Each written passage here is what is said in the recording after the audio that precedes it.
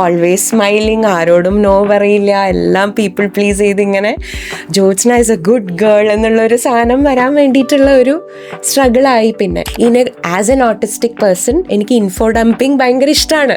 If somebody ask me about this, എനിക്ക് neuro divergence ഒരു വളരെ കീൻ ഇൻട്രസ്റ്റ് ഉള്ളൊരു വിഷയമാണ്.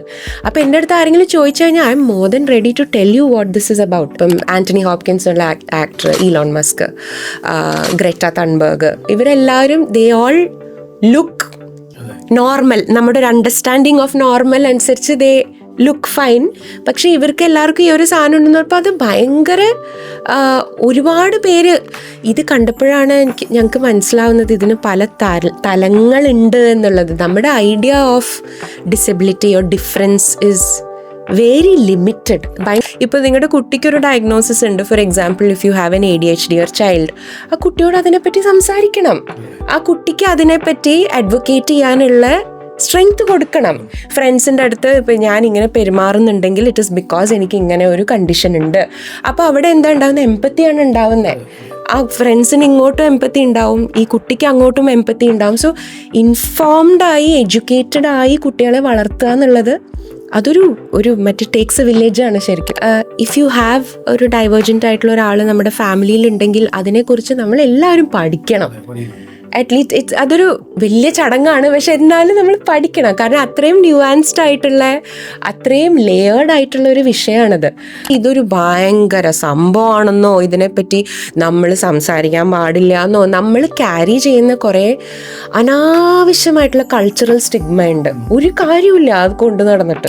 പലപ്പോഴും പറയാം ഗ്രാൻഡ് പേരൻസ് സമ്മതിക്കുന്നില്ല, അയ്യോ അവന് കുഴപ്പമൊന്നുമില്ല എന്നുള്ളൊരു കുഴപ്പം. സുഖമാണീ നിലാവ്, എന്തു സുഖമാണീ കാറ്റ്, അരികിൽ നീ വരുമ്പോൾ എന്തു രസമാണീ സന്ധ്യ. എല്ലാവർക്കും നമസ്കാരം.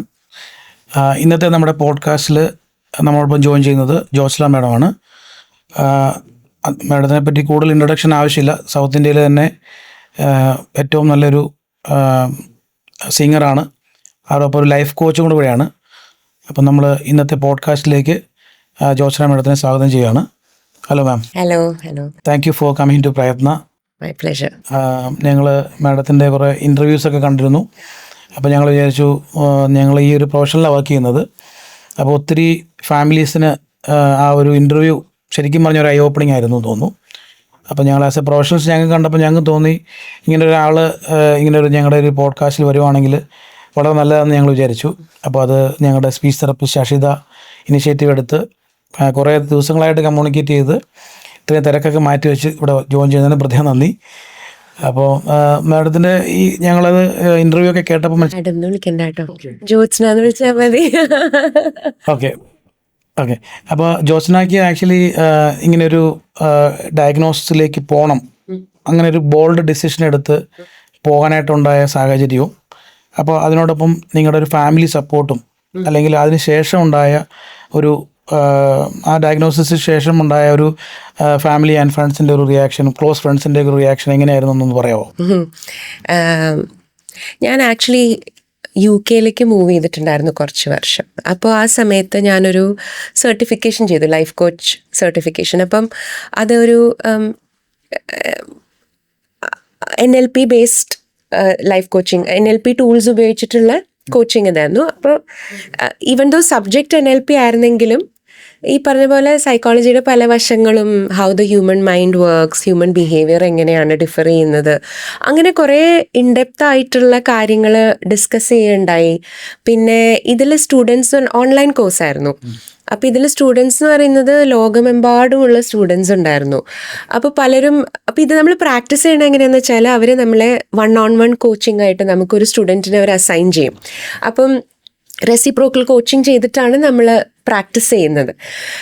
അങ്ങനെ പലരുമായിട്ട് കോൺവെർസേഷൻസ് ഉണ്ടായി, പലരുമായിട്ട് പല കാര്യങ്ങൾ ഡിസ്കസ് ചെയ്ത് അങ്ങനെയാണ് ഈ ന്യൂറോ ഡൈവേർജൻസ് എന്നുള്ളതിനെക്കുറിച്ചും എങ്ങനെയാണ് ന്യൂറോ ഡൈവേർജൻറ്റ് മൈൻഡ് വർക്ക് ചെയ്യുന്നതെന്നുള്ളതിനെക്കുറിച്ചും ഇത് നമ്മുടെ ഒരു ഐഡിയ ഓഫ് ഇപ്പോൾ ഓട്ടിസം അല്ലെങ്കിൽ ADHD ഇത് എന്തൊരു ലിമിറ്റഡ് ആണെന്നുള്ളതിനെ കുറിച്ചുമൊക്കെ അറിയാൻ സാധിച്ചു. അപ്പോൾ ആ സമയത്ത് എനിക്ക് എൻ്റേതായിട്ടുള്ള കുറച്ച് പേഴ്സണൽ ടേമോയിൽസും എനിക്ക് എപ്പോഴും ഞാൻ സാറിന് ചിലപ്പോൾ പറഞ്ഞാൽ മനസ്സിലാവും, ലൈക്ക് എപ്പോഴും ത്രൂ ഔട്ട് മൈ ലൈഫ് ഞാൻ എപ്പോഴും ഇങ്ങനെ എനിക്ക് ഐ ഡോണ്ട് ബിലോങ് എന്നൊരു ഫീലിംഗ് എനിക്ക് എപ്പോഴും ത്രൂ ഔട്ട് മൈ ലൈഫ് ഉണ്ടായിട്ടുണ്ട്. അത് സംഭവം എന്നെ കാണുമ്പോൾ ഞാൻ വർത്താനം പറയുന്നുണ്ട്, ഞാൻ തമാശകൾക്ക് കൂടുന്നുണ്ട്, ചിരിക്കുന്നുണ്ട്, കളിക്കുന്നുണ്ട്. പക്ഷേ എൻ്റെ ഉള്ളിൽ എപ്പോഴും എനിക്ക് മറ്റുള്ളവരുടെ പോലെ പെർഫോം ചെയ്യാൻ പറ്റുന്നില്ല എന്നൊരു ഫീലിംഗ് എപ്പോഴും ഉണ്ടായിട്ടുണ്ട്. ഇപ്പം ഞാൻ ചിന്തിക്കുന്ന രീതിക്ക്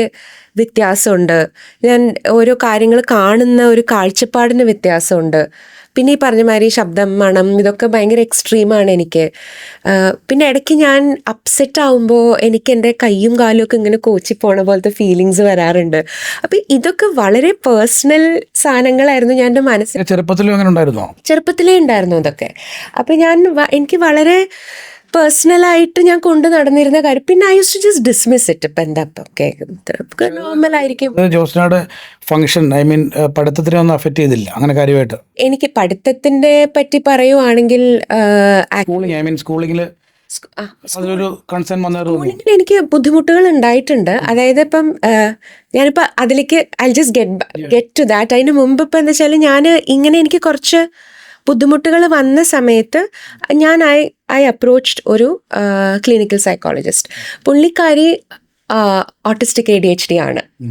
and she's based in Bangalore, doctor Shreya.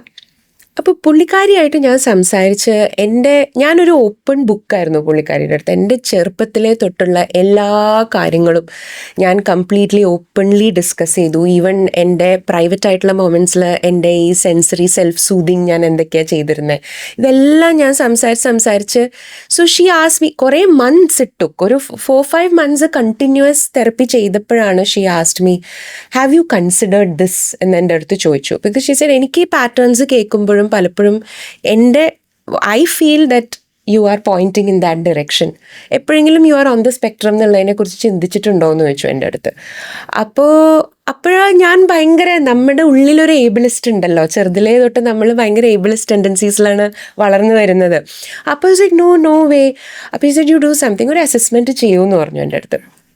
അങ്ങനെ ഞാൻ ഒരു അസസ്മെൻറ്റ് ചെയ്തു, അതിന് 2 അസസ്മെൻറ്റ് ചെയ്തു, 3 അസസ്മെൻറ്റ് ചെയ്തു, എല്ലാത്തിലും പോസിറ്റീവായിട്ടാണ് കാണിച്ചത്. അപ്പോൾ അങ്ങനെ വന്നപ്പോൾ എവ്രിതിങ്, അപ്പോൾ എന്ന് വെച്ചാൽ ദാറ്റ് വാസ് ലൈക്ക് ഒരു ലൈറ്റ് ബൾബ് മൊമെൻ്റ് ആയിരുന്നു എനിക്ക്. ലൈക്ക് ഓക്കെ, ഇതുകൊണ്ടാണ് എനിക്ക് ഇങ്ങനെ തോന്നിയിരുന്നത്, ഇതുകൊണ്ടാണ് ഞാൻ ഇങ്ങനെ ഫങ്ഷൻ ചെയ്തിരുന്നത് എന്നുള്ള കുറേ ആൻസേഴ്സ് എനിക്ക് കിട്ടി. So I am in that process. പിന്നെ സർ ചോദിച്ച പോലെ going back to my childhood, ചെറുതിലേ എനിക്ക് പിന്നെ ഇതിൻ്റെ ഒരു ന്യൂആൻസ് എന്ന് പറയുന്നത് because I am a woman.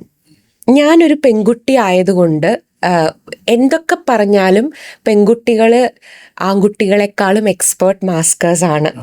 ആൺകുട്ടികളെ കുറച്ചും കൂടെ സ്പേസ് ഉണ്ട്, അവർക്ക് അവരുടെ രീതിയിൽ പെരുമാറാനും ഓടാനും ചാടാനും. പക്ഷെ ഞങ്ങളുടെ അടുത്ത് ഡിസിപ്ലിൻ കൂടുതലാണ്, അടങ്ങിയിരിക്കണം, ഇമോഷൻസ് അധികം കാണിക്കാൻ പാടില്ല, അങ്ങനെ. സോ ചെറുതിലേ we are conditioned to be a certain way. പിന്നെ പെൺകുട്ടികൾക്ക് ജനറലി ഒരു പീപ്പിൾ പ്ലീസിങ് ടെൻഡൻസി പല പെൺകുട്ടികൾക്കും ആൺകുട്ടികളെക്കാളും കൂടുതലുണ്ട്. അപ്പോൾ നമ്മുടെ നാച്ചുറൽ ആയിട്ടുള്ള പല കാര്യങ്ങളും നമ്മൾ സപ്രസ് ചെയ്തു. So as A child I was shy, I was A quiet girl. എന്നെക്കൊണ്ട് അങ്ങനെ പക്ഷേ now when I look back എനിക്കറിയാം എനിക്ക് ഒരുപാട് മെൽറ്റ് ഡൗൺ എപ്പിസോഡ്സ് ഉണ്ടായിട്ടുണ്ട്. But I was very silent about it. ഞാൻ എൻ്റെ മെയിൻ സെൽഫ് സൂതിങ് ടൂൾ എന്ന് പറയുന്നത് എൻ്റെ പില്ലോ ആയിരുന്നു. Every time I feel upset ഞാൻ എൻ്റെ പില്ലോ പിടിച്ച് ഇങ്ങനെ ഇരിക്കും. പില്ലോ ഇല്ലെങ്കിൽ എൻ്റെ കാര്യം പോക്കാണ്. അപ്പോൾ but it was all very internal and very silent. And അതുകൊണ്ട് ഐ വാസ് ആർക്കും എനിക്കൊരു ബുദ്ധിമുട്ടുണ്ട് എന്നുള്ള രീതിയിൽ ആർക്കും അങ്ങനെ സ്ട്രൈക്ക് ചെയ്തിട്ടില്ല. ആൻഡ് വേറൊരു കാര്യം പറഞ്ഞാൽ ഇപ്പം ഒരു 2nd സ്റ്റാൻഡേർഡ്, ഒരു 3rd സ്റ്റാൻഡേർഡ് വരെ ഈ പറയുന്ന ഡേ ഡ്രീമിങ്, അതായത് ഞാൻ ഇങ്ങനെ പറയും സ്വന്തം ലോകത്താണ് എന്ന് പറയാനെ പറ്റി. ഇപ്പം ഞാനിങ്ങനെ എൻ്റെ മനസ്സിൽ ഭയങ്കര വിവിഡായിട്ടുള്ള പല സിനാരിയോസ് ഞാനിങ്ങനെ ആലോചിക്കുന്നുണ്ട്, കഥകൾ ഉണ്ടാക്കുന്നുണ്ട്. അതൊക്കെ ഭയങ്കര ക്രിസ്റ്റൽ ക്ലിയർ ആണ് എൻ്റെ മനസ്സിൽ, ഒരു വേഗ് ചിന്തകളൊന്നുമല്ല. അപ്പോൾ എപ്പോഴും ഞാനിങ്ങനെ ഒരു ഡേ ഡ്രീമിംഗ് ആയിട്ട് പോയിക്കൊണ്ടിരുന്നിരുന്ന ഒരു കുട്ടിയായിരുന്നു. ക്ലാസ്സിൽ പറയുന്ന പലതും എനിക്ക് മനസ്സിലാവില്ലായിരുന്നു. എനിക്ക് എന്തെങ്കിലും ഇപ്പോൾ ഒരു ഹോംവർക്ക്, ഒരു ഇൻസ്ട്രക്ഷൻ ടീച്ചർ തന്നു കഴിഞ്ഞാൽ കൃത്യമായിട്ട് പറഞ്ഞു തന്നില്ലെങ്കിൽ എനിക്ക് മനസ്സിലാവില്ല. 90% ഓഫ് ദ ടൈം മറന്നു പോവും. അപ്പോൾ സ്കൂളിൽ ടീച്ചറുടെ ഡയറിയിൽ your child is always forgetting homework എന്ന് പറഞ്ഞിട്ട് അച്ഛനും അമ്മയ്ക്കും എഴുതി കൊടുക്കും. അപ്പോൾ എന്ന് വെച്ചാൽ ഐ വാസ് ജസ്റ്റ് ഒരു ഫൊഗെറ്റ്ഫുൾ, ഒരു ഇങ്ങനെ സ്വന്തം ലോകത്ത് ഇങ്ങനെ എന്തൊക്കെയോ ആലോചിച്ച് നടക്കുന്ന ഒരു കുട്ടി, അത്രേ കണ്ടിരുന്നുള്ളൂ. പക്ഷേ there was a lot that, പിന്നെ മാത്തമാറ്റിക്സ് എനിക്ക് ഭയങ്കര പ്രശ്നമായിരുന്നു. എനിക്ക് കോൺസെപ്റ്റ് ഓഫ് നമ്പേഴ്സ് എന്താണ്, അതിൻ്റെ ഒരു what is the idea behind addition, subtraction, multiplication, ഇതൊക്കെ എനിക്ക് മനസ്സിലാക്കാൻ ജെന്യുവൻലി ഭയങ്കര ബുദ്ധിമുട്ടായിരുന്നു. ആ സമയത്ത് അറ്റൻഷൻ കോൺസെൻട്രേഷനിലൊക്കെ എന്തെങ്കിലും കൺസേൺസ് ഉണ്ടായിരുന്നോ? ഫോക്കസ് ചെയ്യാനായിട്ട് from what I have notice, definitely ഞാൻ ഒരു ഡേ ഡ്രീമർ ആയിരുന്നു. ക്ലാസ്സിലൊന്നും അങ്ങനെ വലിയ ടീച്ചർ പറയണമൊന്നും അതുകൊണ്ട് പലപ്പോഴും ഹോംവർക്ക് അസൈൻമെൻറ്റ് തന്നിട്ടുണ്ടെങ്കിൽ ശ്രദ്ധിച്ചിട്ടുണ്ടാവില്ല. അപ്പോൾ അമ്മയ്ക്ക് ടെൻഷനായിട്ട് എൻ്റെ ക്ലാസ്സിലുള്ള വേറെ കുട്ടീനെ വിളിച്ച് ചോദിക്കണം എന്താണ് ശരിക്കും ഹോംവർക്ക്. അതുപോലെയായിരുന്നു. നമ്മളിവിടെ ടീച്ചേഴ്സിനോട് പറയാറുണ്ട്, ഇങ്ങനെ ഡേ ഡ്രീം ചെയ്യുന്ന കുട്ടികളെ അലേർട്ടാക്കാൻ വേണ്ടിയിട്ട് ആക്ടിവിറ്റീസ് ഇടയ്ക്ക് കൊടുക്കാൻ പറയും. എന്തെങ്കിലും ഡിസ്ട്രിബ്യൂട്ട് ചെയ്യാനായിട്ട്, അല്ലെ സ്റ്റാഫ് റൂം പോയി എന്തെങ്കിലും എടുത്തുകൊണ്ട് വരാനായിട്ട്, അല്ലെ ബോർഡ് മായ്ക്കാനായിട്ട്, അങ്ങനത്തെ ആക്ടിവിറ്റീസ് കൊടുക്കുമ്പം അവർ അലേർട്ടായിട്ട് വരും. ചില ടീച്ചേഴ്സ് ഉണ്ടല്ലോ, ഒരാൾ ഡേ ഡ്രീം പറഞ്ഞാൽ അവർക്ക് ഐഡന്റിഫൈ ചെയ്യാൻ പറ്റും. അപ്പോൾ അവർ ഞങ്ങൾ ടീച്ചേഴ്സ് പറയും, നിങ്ങളവരെ കളിയാക്കാൻ പാടില്ല, നിങ്ങളവരെ ഇൻക്ലൂഡ് ചെയ്യണം. അപ്പോൾ അവരെയും കൂടെ ആക്ടിവിറ്റി പാർട്ടിസിപ്പേറ്റ് ചെയ്യുമ്പം അവർ ഇൻവോൾവ് ആവും. അവിടെയാണല്ലോ പ്രശ്നം. അപ്പൊ നമ്മളിപ്പോ ഇന്റർവ്യൂല് കേൾക്കുന്ന ടീച്ചേഴ്സ് ആണെങ്കിലും പേരൻസ് ആണെങ്കിലും മനസ്സിലാക്കാൻ വേണ്ടി ഞാൻ പറഞ്ഞതേ. ആബ്സല്യൂട്ട്ലി അതാണ് ഏറ്റവും ഇമ്പോർട്ടൻറ്റ്. കാരണം നമ്മൾ വേണമല്ലോ കുട്ടികളെ ഹെൽപ്പ് ചെയ്യാനായിട്ട്. ഇപ്പോൾ എനിക്കൊക്കെ പറ്റിയെന്ന് വെച്ചാൽ എൻ്റെ ചൈൽഡ്ഹുഡ് എന്ന് പറയുന്നത് കുറേ വർഷം മുമ്പ് വേറൊരു ജനറേഷനിലായിരുന്നു. അപ്പോൾ അന്ന് ടീച്ചേഴ്സും ഭയങ്കര സ്ട്രിക്റ്റ് ആണ്, ടീച്ചേഴ്സിനും ഇതിനെപ്പറ്റി വലിയ നോളജൊന്നും ഇല്ല. അപ്പം നമുക്ക് ചെറുതിലേ തൊട്ട് ലേബിൾസ് വരും, സ്ലോ ആണ്, മറവിയാണ്, ലേസിയാണ്, സ്റ്റുപ്പിഡാണ് ഈ സാധനം. അപ്പോൾ ഒരു 7-8 വയസ്സാകുമ്പോഴേക്കും ഈ സാധനം മനസ്സിൽ പതിഞ്ഞു കഴിഞ്ഞു, ഞാൻ ലേസിയാണ്, ഞാൻ സ്റ്റുപ്പിഡാണ്, ഞാൻ സ്ലോ ആണ്, എന്നെ കൊണ്ടൊന്നിനും കൊള്ളൂല. അപ്പോൾ ഓൾറെഡി ആ ഒരു നെഗറ്റീവ് തോട്ട് പ്രോസസ്സ് സ്റ്റാർട്ട് ചെയ്ത് കഴിഞ്ഞു, ബ്രാൻഡ് ചെയ്ത് കഴിഞ്ഞു നമ്മൾ സ്വയം. And it is very very deep set. അത് നമുക്ക് ഇപ്പോഴും വി ക്യാരി ഇറ്റ്. ഇപ്പം 40 വയസ്സായെങ്കിലും നമ്മുടെ ഉള്ളിൽ ആ സാധനം ഉണ്ട് എവിടെയോ. നമ്മൾ ടീച്ചേഴ്സിനോട് നമ്മൾ സംസാരിക്കും, ടീച്ചേഴ്സ് പറയുന്നറിയോ, ക്ലാസ്സിൽ 35-40 കുട്ടികളുണ്ട്, അപ്പൊ എല്ലാവരും ഒരുപോലെ അല്ല. അപ്പൊ ചിലരിങ്ങനെ കുറച്ച് പേരിങ്ങനെ കാണിക്കുമ്പോൾ അവർക്കിത് മാനേജ് ചെയ്യാനുള്ള ബുദ്ധിമുട്ട്, ഒരു ഡിഫിക്കൽട്ടി അവർക്ക് ഫേസ് ചെയ്യുന്നുണ്ട് അവർക്ക്. പക്ഷെ നമ്മൾ അവരെ പറ്റി ഇതിനെപ്പറ്റി കൂടുതലായിട്ട് പറയുമ്പം അവർക്കത് മനസ്സിലാവുന്നുണ്ട്. ഇപ്പോൾ കുറച്ച് ടീച്ചേഴ്സ് അത് മനസ്സിലായി തുടങ്ങിയിട്ടുണ്ട്. അവർ തന്നെ ഏർലി ആയിട്ട് നമുക്ക് റെഫർ ചെയ്ത് തുടങ്ങിയിട്ടുണ്ട് ടീച്ചേഴ്സ്. സോ നൈസ്, എന്തൊരു നല്ലൊരു സൈനാണത്. അതെ, കാരണം ഈ സെൻസറി ഇഷ്യൂസ് എന്ന് പറഞ്ഞത്, നമുക്ക് മൾട്ടിപ്പിൾ സെൻസസ് നമ്മുടെ ബോഡിയിലുണ്ടല്ലോ, അറിയാമല്ലോ, vision, hearing, touch, smell, taste. ഇപ്പോൾ നമ്മുടെ നിയർ സെൻസസും ഫാർ സെൻസും നമുക്കുണ്ട്. ഫാർ സെൻസ് ആണ് നമ്മുടെ വിഷന്, സൗണ്ടൊക്കെ നമുക്ക് ഫാർ സെൻസ് ആണ്. പക്ഷെ നമ്മുടെ ബോഡിയിലുള്ള സെൻസസ് ആണ് മൂവ്മെൻറ്റ് സെൻസും ജോയിൻറ്റ് സെൻസും. ഇപ്പോൾ ചില കുട്ടികൾ, ഇപ്പോൾ നമുക്ക് ഉദാഹരണം പറയുകയാണെങ്കിൽ ജയൻറ്റ് വീൽ കയറിയിട്ടുണ്ടോ? ജയൻറ്റ് വീൽ നമ്മുടെ ഈ അമ്യൂസ്മെൻറ്റ് പാർക്കിൽ, അതിൽ നമ്മൾ ഈ സെൻസറി ഇഷ്യൂസ് ഉള്ള ഒരു 4 കാറ്റഗറി ആയിട്ട് നമ്മൾ തിരിക്കുന്നത്. അതെ, 4 കാറ്റഗറിയാണ്. ഒരു കാറ്റഗറി എന്ന് പറഞ്ഞാൽ സീക്കർ, അതായത് അവർ പോയി അവർക്ക് ഭയങ്കര താല്പര്യത്തോടെ കയറും. അടുത്ത ആൾ പുറകെ നിൽക്കുന്ന ആൾക്ക് വലിയൊരു താല്പര്യം കാണത്തില്ല, പക്ഷേ നിൽക്കും. മൂന്നാമത്തെ ആൾ എന്ത് ചെയ്യും, അവർക്ക് താല്പര്യമില്ല, അവിടെ നിന്ന് എസ്കേപ്പ് ആവും. നാലാമത്തെ ആൾ കയറും. അപ്പം 4 പേരും ഡിഫറെൻറ്റ് എക്സ്പീരിയൻസ് ആയിരിക്കും. ഒരാൾ എൻജോയ് ചെയ്യും, പിന്നെ വേണമെന്ന് അവർ ക്രേവ് ചെയ്യും. ഒരാൾ എന്ത് ചെയ്യും, ഛർദ്ദിച്ച് ഭയങ്കര ഒരു ബാഡ് എക്സ്പീരിയൻസ് ആയിട്ട് പുറത്തിറങ്ങി വരും. ഒരാൾ പറയും അവർക്ക് ഒന്നും തോന്നിയില്ലെന്ന് പറയും. അപ്പോൾ ഈ സെൻസസ് ഒരു പല രീതിയിൽ നമുക്ക് റെസ്പോൺസ് തരുന്നത്. ഇപ്പോൾ ഈ കുട്ടികളിൽ പറഞ്ഞ പോലെ നമുക്ക് ടാക്ടൈൽ സെൻസ് ഭയങ്കര ഒരു ഫാക്ടറാണ്. അതുപോലെ മൂവ്മെൻറ്റ് സെൻസും. ചില കുട്ടികൾക്ക് മൂവ്മെൻറ്റ് കൂടുതൽ വേണം. അപ്പോൾ ക്ലാസ് റൂമിൽ അടങ്ങിയിരിക്കത്തില്ല, അവർ ഓടി നടക്കും. അപ്പോൾ ടീച്ചറോട് നമ്മൾ പറയും അവർക്കൊരു ആക്ടിവിറ്റി പുറത്ത് അവരുടെ പ്ലേ ഏരിയ കൊണ്ടുപോയി കുറച്ചൊരു ആക്ടിവിറ്റി കൊടുക്കുകയാണെങ്കിൽ അവർക്ക് ആ സെൻസറി റെഗുലേറ്റ് ചെയ്യാൻ പറ്റും. ഇപ്പം നമ്മളിപ്പോൾ സംസാരിക്കുമ്പം ഈ ലൈറ്റോ അല്ലെങ്കിൽ ഈ റൂമിനകത്തെ ഒരു ബാക്കി കണ്ടൻറ്റ് നമുക്ക് അത്ര പ്രോബ്ലം തോന്നുന്നില്ല. പക്ഷേ ചില കുട്ടികൾക്ക് അത് ഫോക്കസ് ചെയ്യാൻ പറ്റത്തേ ഇല്ല. അത് മാഡം, അത് ജോസഫ് പറഞ്ഞ പോലെ തന്നെ ചെറുപ്പത്തിൽ നമുക്കത് ഇൻറ്റൻസ് ആയിരിക്കും, പക്ഷെ കുറച്ച് ഏജ് ആയി കഴിയുമ്പോൾ നമ്മളത് അഡാപ്റ്റ് ചെയ്ത്. എക്സാക്ട്ലി അതാണ് ഇപ്പൊ ഞാൻ ഇപ്പൊ സാറിനോട് പറഞ്ഞ പോലെ ഒരു 3rd 4th standard 5th standard വരെ എൻ്റെ കഥ ഇത് തന്നെയായിരുന്നു. സ്ഥിരം വീട്ടിൽ നിന്ന് ഹോംവർക്ക് ചെയ്യണില്ല എന്നുകൊണ്ട് കംപ്ലൈൻറ്റ് വരിക. പിന്നെ എന്താ വെച്ചാൽ നമ്മൾ ഈ ടീനേജ് ആകുമ്പോൾ പിന്നെ പിയർ പ്രഷർ വരും, പിന്നെ പെൺകുട്ടികളും കൂടി ആകുമ്പോൾ ഹോർമോണൽ ചേഞ്ചസ് വരും. അപ്പോൾ ഈ ഒരു സാധനം ഞാൻ ഇങ്ങനെ ഇരുന്നാൽ ശരിയാവില്ല, എല്ലാവർക്കും I have to be the perfect person, I have to be perfect എന്നുള്ളൊരു സാധനം തലയിൽ വന്ന് പിന്നെ ഞാൻ കഷ്ടപ്പെട്ടാണെങ്കിലും ഞാൻ രാത്രി 2 മണി വരെ ഇരുന്ന് പഠിക്കും, പിന്നെ 5 മണിക്ക് എണീറ്റ് പിന്നെ ഇരുന്ന് പഠിക്കും. അങ്ങനെയൊക്കെ like I had to try 10-20 times harder than my friends സിമ്പിളായിട്ടുള്ള കാര്യങ്ങൾ ചെയ്യാം. പക്ഷേ ഇതൊരു ഭയങ്കര പേഴ്സണൽ, ആരും അറിയാത്തൊരു സ്ട്രഗിളാണത്. അപ്പം എന്ന് വെച്ചാൽ ഒരു 15-16 വയസ്സായപ്പോഴേക്കും ഞാൻ പെർഫെക്റ്റായി, ഞാൻ ടീച്ചേഴ്സ് പെറ്റായി, എല്ലാ ദിവസവും ഹോംവർക്ക് ചെയ്യുന്ന കുട്ടിയായി, കൃത്യമായിട്ട് എല്ലാ കാര്യങ്ങളും ചെയ്യുന്ന കുട്ടിയായി, ഓൾവേസ് സ്മൈലിങ്, ആരോടും നോ പറയില്ല, എല്ലാം പീപ്പിൾ പ്ലീസ് ചെയ്ത് ഇങ്ങനെ Jyotsna is A good girl എന്നുള്ളൊരു സാധനം വരാൻ വേണ്ടിയിട്ടുള്ള ഒരു സ്ട്രഗിളായി പിന്നെ. പക്ഷെ സാറ് പറഞ്ഞ പോലെ ഇപ്പം ഞാൻ ഈ ഡയഗ്നോസിസ് കിട്ടിക്കഴിഞ്ഞ് ഇപ്പം I am in the process of unmasking. എൻ്റെ ശരിക്കുമുള്ള ആവശ്യങ്ങൾ എന്താണെന്ന് മനസ്സിലാക്കുന്ന ഒരു പ്രോസസ്സിലാണ്. ഇപ്പോഴാണ് എനിക്ക് ശരിക്കും എൻ്റെ സെൻസറി സെൻസിറ്റിവിറ്റീസ് ഒക്കെ എത്ര ഹൈറ്റൻഡ് ആണെന്നുള്ളത് എനിക്ക് പിന്നെ രണ്ടാമതിപ്പം മനസ്സിലായി തുടങ്ങുന്നത്. ലൈക്ക് ഇപ്പം എനിക്ക് ശരിക്കും ഐ നീഡ് ഇപ്പോൾ ഒരു കോൺസേർട്ട് കഴിഞ്ഞ് കഴിഞ്ഞാൽ ഇപ്പം എനിക്ക് അറിയാം ഒരു ഫുൾ ഡേ എനിക്ക് ഓഫ് എടുക്കണം, അല്ലെങ്കിൽ എനിക്ക് പിറ്റേ ദിവസം തൊട്ട് ഐ കനോട്ട് ഫങ്ഷൻ.